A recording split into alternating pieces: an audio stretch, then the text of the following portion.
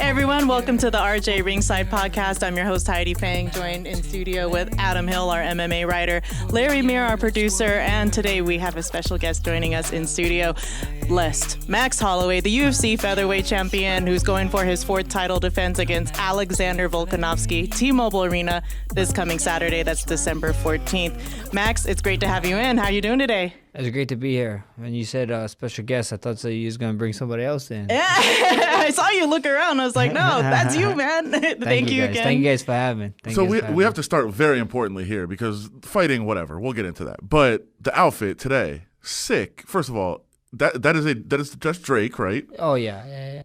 Is it? I mean, this is your guy. So Yeah. I mean, are you collaborating on outfits now? Is he just sending you some stuff? What's going on? So I just heard it through the grapevine. They only bless when they attach to you. So Okay. I'm just joking. I love it. OVO is cool. I got that 10th island going on with Canada, with Toronto. I get nothing but love from Toronto all the time, and I'm sad I'm not in Toronto. It's like kind of bittersweet that I'm not in Toronto this December. Yeah. Because I'm in a 9th island with all my fellow Hawaiians over here. But I miss you, Toronto, and hopefully I see them fight night out here. Why do you think? I mean, obviously you've had some big fights there, some great reception, some crowds. But like, what is it about that city that just you've embraced and that they've embraced you so much? It's just I think the culture so diverse. It reminds me like Hawaii. You know, the city is clean as it can get. It's a dope city. There's an underground city. We could walk. You can walk in regular clothes when it's like minus 20 out there. So it's crazy. It's just the mutual and then the love that it means so much to me because I won my interim title there and then I got to defend my title there. So it's just awesome. I'm a big Raptors fan now. We got Bobby Webster. Shout out to him. I think he'd be out to the fight here, but he's the GM for Raptors. So that the connection is just nuts. You're huge with the NBA, man. I mean, okay, if you had to compare yourself to any player in the NBA, who would you say you are? Who would I say I am?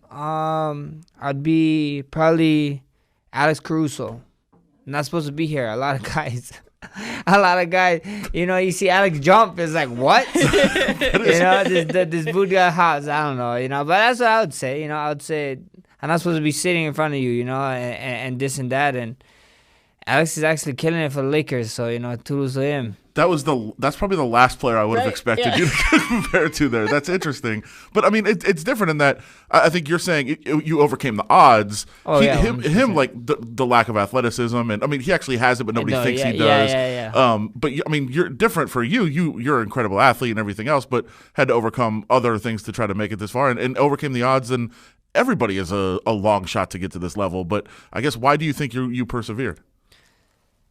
Is this the right road? I think everybody has a decision in life. Everybody has a path. And the city I grew up in Oahu, it's called Waianae.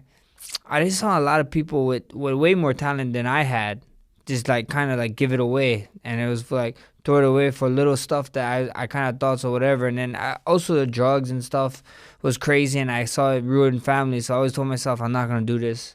I'm not going to do this for me. I'm going to do this. I'm going to show people that a little kid from the west side of Oahu can do it, and if I can do it, why not you? Everybody gets to their eventual, destination through all kinds of different paths, obviously. But there's many decisions along the way. Is there a point where you can look at it and say, man, this is the turning point. This for me, like if I could have gone one way, instead I went this way, and that's really where I ended up now.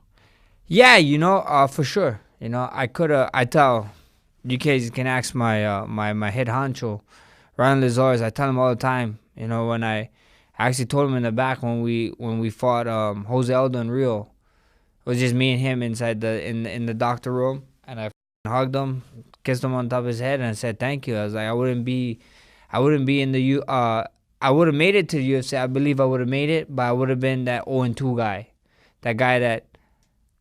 Telling everybody I'm a UFC vet, but technically you're not because you didn't win in it. You know what I mean? Like that's just what that's what I was telling him, because if I never met him, he really expand my knowledge as a person, and then as a mixed martial artist too, and then how to apply that to my life too. So he helped change my life in many ways that he really don't know.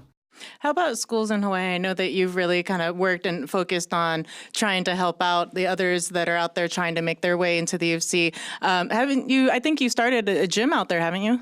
I haven't. Yeah. I haven't. I wish I did. Well, maybe. Next step. Hopefully, Yeah. we see. We see what happens, you know. But it's just we always welcome guys to come train at the gym all the time. You know, if you guys think so, you guys got something, let us know. Come train. Come see how it is and see if it's for you. You know, I think martial arts period. You know, jiu-jitsu period is great for any person. It's a lifestyle. Jiu-jitsu really is a lifestyle. It can really change your life. You know, you see it all the time. You know, I see guys all the time that come in a little bit overweight, this and that. They start training jiu-jitsu.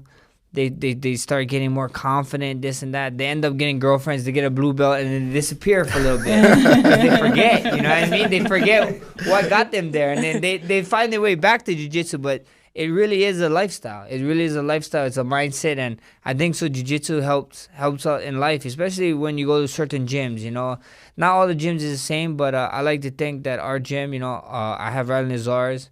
He was under Pedro Sauer, and Pedro Sauer always says the important thing is like you always gotta be a white belt, my friend. Whenever you walk into the room, whatever it is, even if you're the highest guy in the room, you just gotta be a white belt. He always thinking, always trying to find out new ways to approach life and approach jiu-jitsu.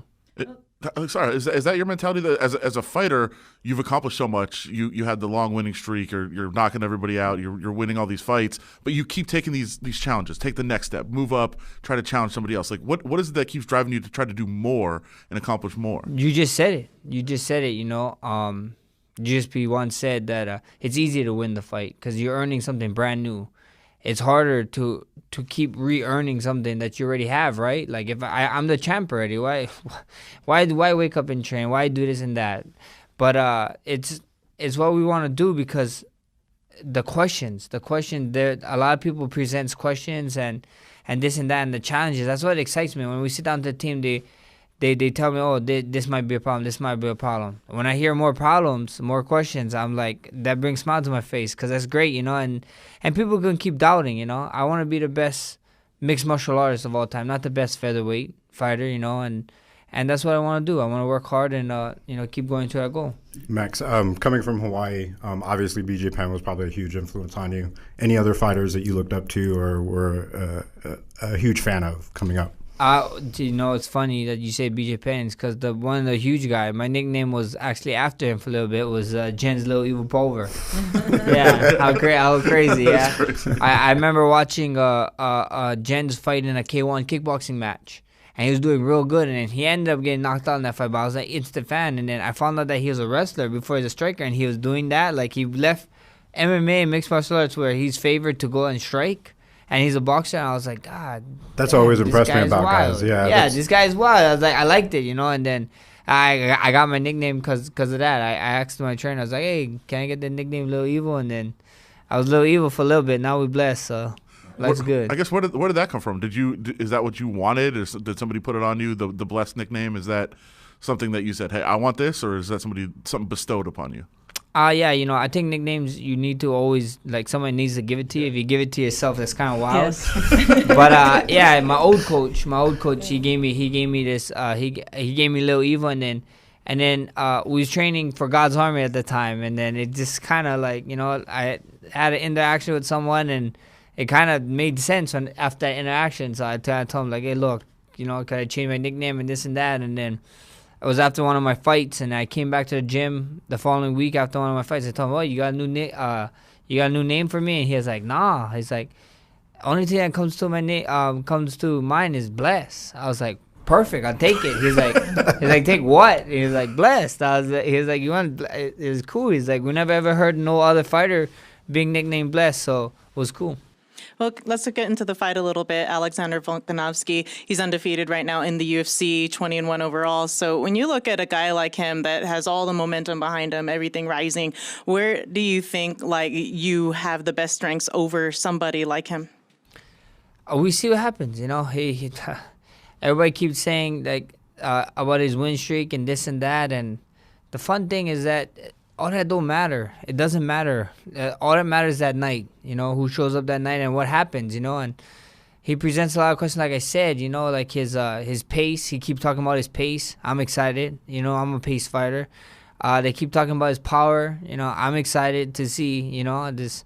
You know, you guys know I love cupcakes. So you know, I heard this one packs a punch. So we get to find out. You know, and then also his height and stuff. Everybody's like, oh, you're so much taller, this and that. I'm like, guys, but he has a 2-inch reach advantage on me. You know, like most of these featherweights do. You know, so. It is what it is. It's just exciting times ahead, and I just can't wait. You mentioned the reach. Well, I remember there was an interview that you just did at a media day in Los Angeles, and you were saying that you think of yourself sometimes as a T-Rex, so that you're trying to work the reach. So what do you do to try to prepare and game plan for that and to use your best assets in this fight? I watch Toy Story a lot. You know, how the T-Rex. I see how he do his life problems in there. Then I apply it to my life. But you know, all jokes aside, I know what I got. You know, I know my reach. I know how to kick, where to push, where to punch, where to get out of zone. So it's just something that, you know, I can't just grow it overnight. Be like, grow longer reach. You know, maybe stretching a little bit might help a little bit, but not too much. Yeah, maybe I just need to hang more outside of camp, whatever it is, on top poles and stuff. So we see what happens. You know, we figured it out. You know, I got some of the greatest coaches. You know, people don't even know them. You know, even my manager and stuff, because they're so behind the scene. You know, they just want me to have the lights. So I got the greatest minds, I believe, in MMA. You know, these guys don't do interviews. They hate talking. I need to beg them when UFC calm down, or media. I'm like UFC calm down, need coaches. You guys gotta talk. And they're like, why? I'm like, I don't know, but you guys need to do it. Was there a point in your career that you realized that you had to do these things? I mean, I don't think you've ever not liked it. You know, nobody loves doing it, but like you have to do these things and talk and expand your career. Was there a point you realized that? It comes with the territory. You know, I knew what I was getting myself into. You know, I hear people complaining about the media and this and that and whatever, but you know, you guys help. You know, it helps a lot with getting our name out there and selling our fights. So at the end of the day, it's a push reward. You know, the greater you get, the more media you're gonna have to do, and I understand that. I hear people complain about it. I'm like, guys, did you not do your research? Did you not see other people complaining about the media? Like, I heard about the other champs complaining about the media, so I was like, man, this is something that you mentally gotta get prepared for too. You know, because sometimes they forget about actual training. I'm like, but that's how I got one of the best teams ever. They make sure everything in line for me, and if I don't want to do something, and I tell them I'm not going to do something, they're going to fight for me to the death with whoever it is, and, you know, I love them. On the next level of that, like, with all the success and all the publicity and limelight and everything comes, like, opportunities to do super fun things sometimes. We see it at NBA games and all these other things. Was there anything that you were like, oh, my God, this is super cool that I got to do this? Be in the movie, be on Den of Thieves. I think that was fun. I wish I could be on more movies, but the way my training schedule is and the way I like fighting so much, you know, like 3 to 4 times a year, and my manager kind of gets a heart attack every time. But I think so. If I can get more movies, movies is fun. Like, being on the set is fun. It's not fun when you're actually a fighter though, because like there's this thing called the honey wagon where the snacks is just you can just keep getting snacks, and then you got like a personal chef there, and the stuff. It's like. That wasn't the fun part, but the fun part was like meeting all the other celebs, so it was cool. That sounds like a great job for after fighting. Oh, 100%. That would be unrecognizable. How big are you gonna get after you're done fighting? You're just gonna blow up? I don't know. I keep saying I'm gonna get huge, but they probably won't let that. You know, like when it comes to a point, like I know, like I always explain to people, like I know that sometimes I eat too much sweets, but I know I'm gonna go work it off. That's why. So when I stop working out, then I probably gotta, you know, it's a lifestyle. Get to a jiu-jitsu lifestyle and actually be skinny. As you get older, weight cutting obviously gets a little more harder because your body starts slowing down metabolism-wise and stuff. Is there what's your plans once that starts happening? Are you still going to make the cut to 45? Are you going to try to go up? Is there a future for Holloway in 55, 70s? Yeah, for sure. You know, there's a future for me at probably 185. Who knows? You know, I'm Polynesian, Samoan, I'm Hawaiian. I can get there. You know, it just be me just getting in the gym and actually looking right and putting on the right way to do it. So, you know, I always told them, always said, you know, I got some of the best guys working behind me, and when they tell me, look, 45 is not doable anymore, 45 is not doable. You know, right now we got everything firing on all cylinders, and it's working. I think you want to fight both Conor again and Khabib, which didn't get to happen before. But if you can only pick one of those fights to take in the future, which one do you want? Whatever one lines up with legacy. Whichever one gives me the biggest fight for legacy and be like, oh man, this guy's the greatest. You know, that's what I said. I know Conor's coming back, and Khabib is Khabib, and whatever guys, you know, if they trying to be the greatest in the world, I'm gonna run into them again. That's just it. That Khabib fight certainly was a crazy. It's the weirdest week I've ever been a part of. It was a wild week. For you being at the center of that, like now that we're away from it a little bit, what was that week like for you?